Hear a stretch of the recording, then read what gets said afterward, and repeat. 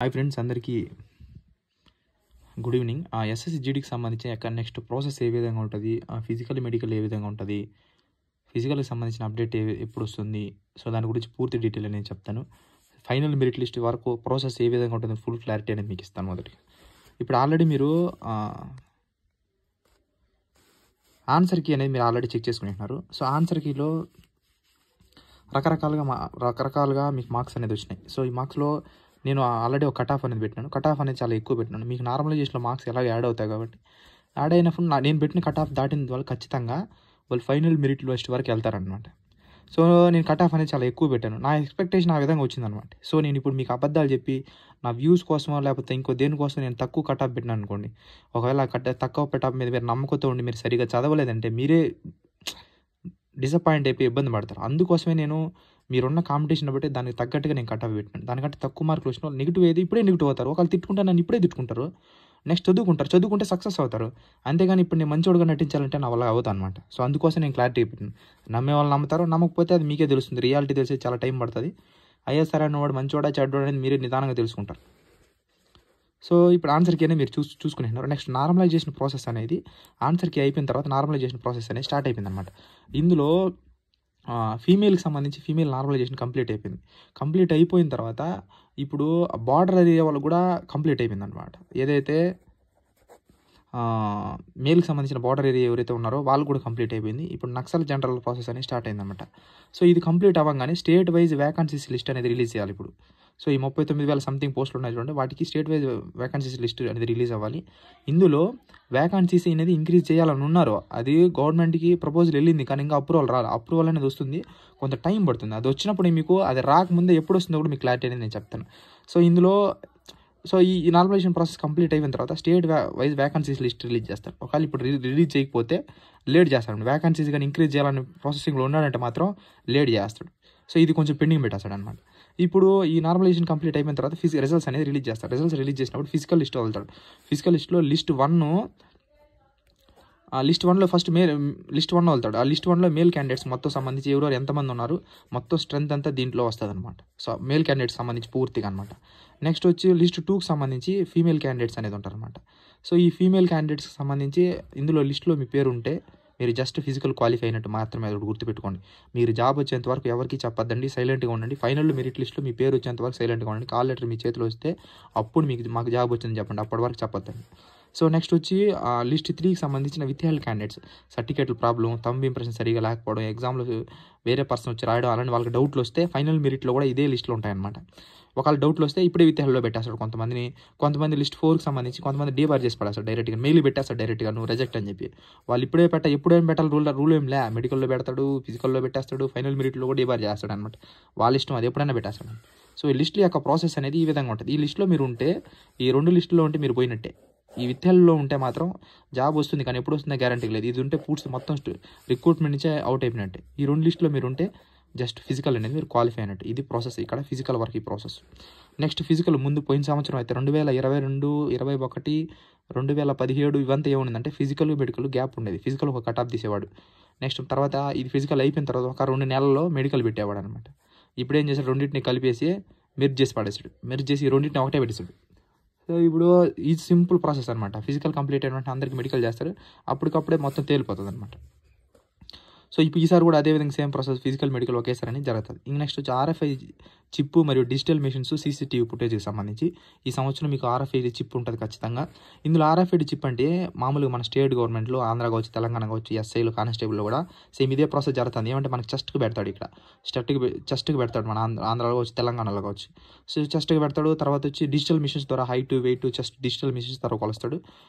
CCTV అనేది మొత్తం recording అవుతుంటుంది గ్రౌండ్ మొత్తం. సేమ్ ప్రాసెస్ అనేది దీన్ని కూడా పెడతాడు, అంతే, ఇంకేట్లేదు. సో ఇప్పుడు దీని కాలుకైనా పెడతాడు, వాడు లెగ్కైనా పెడతాడు, మ్యాక్సిమం హ్యాండ్కైనా పెడతాడు, లేదా లెగ్కైనా పెడతాడు. సో అది దేంట్లోనే పెట్టచ్చు. సో దేంట్లో పెట్టినా ఇబ్బంది ఏం లేదు. So next digital machines height, weight, chest అంతా మిషన్ ద్వారా కొలుస్తారు. సీసీటీవీ ఫుటేజ్ అంటే అక్కడ జరిగే ప్రాసెస్ అంతా రికార్డ్ అవుతుంటుంది అంతే. సో మామూలుగా అయితే పేపర్ ద్వారా రికార్డ్ రాసుకుంటారు, దాన్ని కంప్యూటర్లోకి అప్లోడ్ చేస్తారు. సో ఇదేమంటే మొత్తం సీసీటీవీ కెమెరాల ద్వారానే రికార్డ్ అవుతుంది. అది టోటల్ అప్లోడ్ అయి ఉంటుంది. వాళ్ళు ఎప్పుడు రికార్డ్ వాళ్ళ దగ్గర ఎప్పుడు ఉంటుంది అనమాట. సో ఈ ప్రాసెస్ అనేది పెట్టాలని ఉన్నారు. సో అది ప్రాసెస్ అనేది జరుగుతుంది, ఖచ్చితంగా అదే ఉంటుంది. నెక్స్ట్ SSGDకి సంబంధించిన కానిస్టేబుల్ 2025 సంబంధించి అటెండెన్స్ RTI రిప్లై వచ్చింది. దానికి సంబంధించి ఆల్రెడీ మీకు టెలిగ్రామ్ ఛానల్లో నేను పెట్టాను. సో చూసుకున్నారు, మళ్ళీ వీడియో ఎందుకులే టైం బొక్క చేయడం అని చెప్పి చేయలేదు. సో ఇందులో అప్లైడ్ క్యాండిడేట్స్ అప్లై చేసిన వాళ్ళు 52,62,000 మంది అనేది అప్లై అనేది చేసినారు. ఇందులో ఎగ్జామ్ రాసిన వాళ్ళు 25,21,000 మంది అనేది ఎగ్జామ్ అనేది రాసినారు. ఇందులో టోటల్ వ్యాకెన్సీకి సంబంధించి ఇప్పుడు అనేది 39,481 వ్యాకెన్సీస్ అనేది ఉన్నాయి. సో ఇందులో ఫిజికల్ ప్రాసెస్కి సంబంధించిన ఎలిజిబుల్ క్యాండిడేట్స్ మొత్తం ఎంతమంది తీసుకుంటాడంటే 1:8 రేషియో అనేది తీసుకుంటాడు. సో 1:8 రేషియో తీసుకుంటాడు అనేది మాత్రం గ్యారంటీగా తెలియదు. వాడు 1:7 తీసుకోవచ్చు, 1:8 పాయింట్ సంథింగ్లో తీసుకోవచ్చు. అక్కడ ఉన్న క్యాస్ట్ వైజు, ఆ క్యాస్ట్కి సంబంధించిన పోస్టుల వైజు, అక్కడ ఉన్న నక్సల్ జనరల్ యొక్క కాంపిటీషన్ బట్టి కూడా వాడు ఎలాగైనా తీసుకుంటాడు. ఒకసారి 1:8 తీసుకుంటాడు, లేదా 1:7లో తీసుకుంటాడు, 1:9లో తీసుకుంటాడు. వాళ్ళ ఇష్టం అది.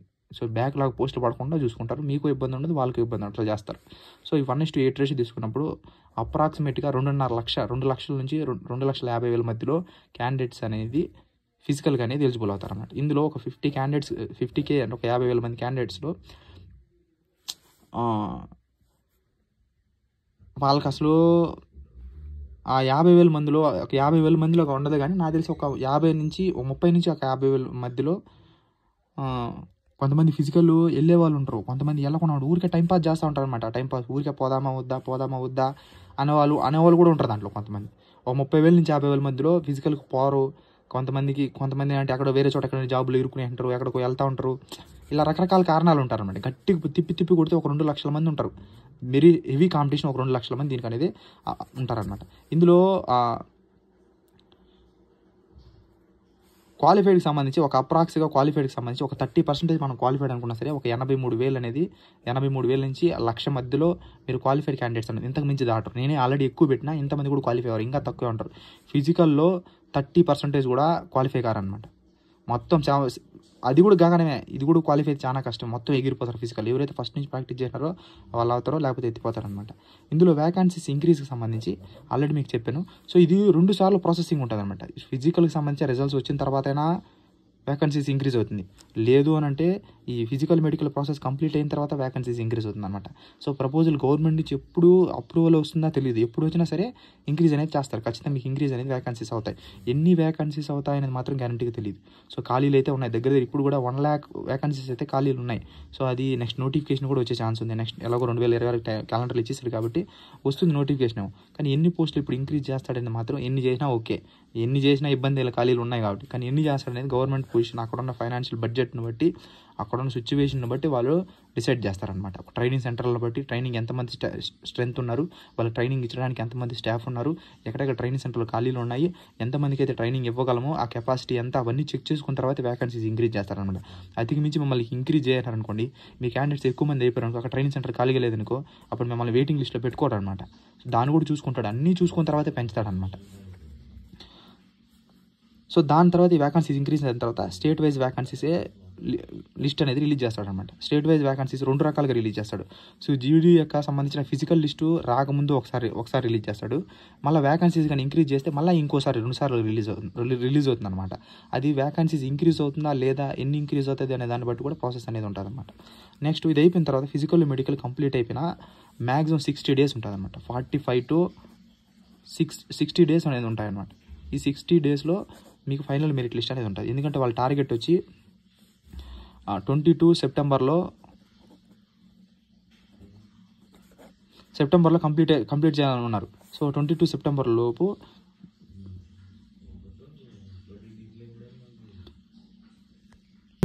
ఫైనల్ మెరిట్ లిస్ట్ అనేది ఇచ్చేస్తారనమాట.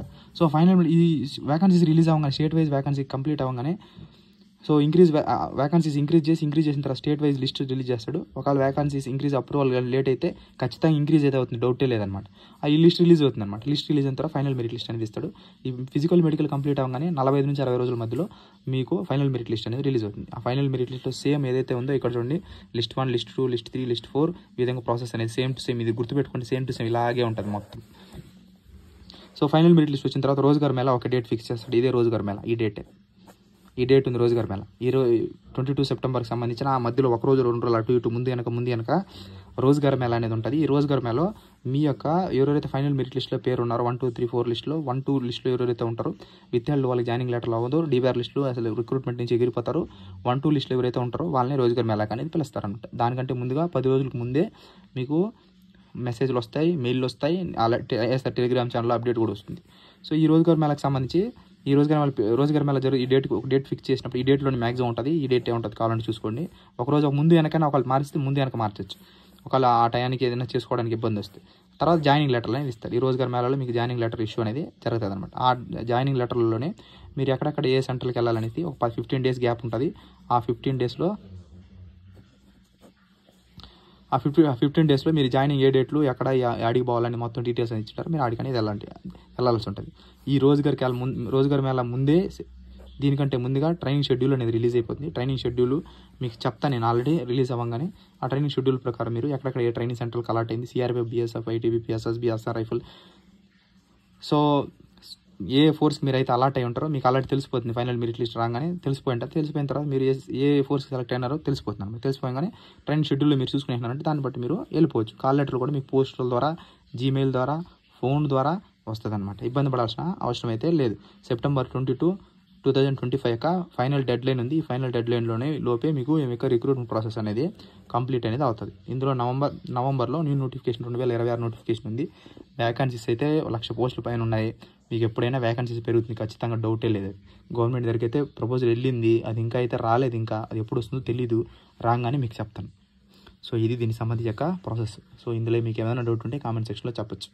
Thank you. వీడియో నచ్చితేనే సబ్స్క్రైబ్ చేయండి, నచ్చకపోతే చేయొద్దండి. నేను పెట్టిన కట్ ఆఫ్ అనేది ఎక్కువ పెట్టినా దానికంటే తక్కువ వచ్చిన వాళ్ళు బాగా చదువుకోండి. ఒకవేళ మీ పేర్లు వస్తే అందరూ రన్నింగ్ ప్రాక్టీస్ చేయండి. ఒకవేళ మీ పేర్లు రాలేదనుకో బాధపడబాకండి, కంటిన్యూస్ చదవండి. అంతేగాని మీకు తక్కువ 40,000, 50,000 కట్టబెట్టి గుడ్ వాట అని ఏదంటే అది పెట్టేసాను అనుకోండి, ఒకవేళ అది కనెక్ట్ అయితే సరే, కనెక్ట్ కాలేదానికి మీరే ఇబ్బంది పడతారు. అది కట్ ఆఫ్ ఎక్కువ పెట్టినా సో ఆ ప్రాసెస్ మీరు దాటిన వాళ్ళు మీరు హ్యాపీగా ఉంటారు. ఒకవేళ దాన్ని తక్కువ వచ్చిన వాళ్ళు ఒకవేళ మీరు ఇబ్బంది పడినా, నన్ను తిట్టుకున్నా సక్సెస్ అయితే అవుతారు. ఒకవేళ సక్సెస్ కాలేదు చదువుకుంటారు. నెక్స్ట్ నోటిఫికేషన్ అనేది మీ కాన్సన్ట్రేషన్ మైండ్లో అనేది పడుతుంది అనమాట.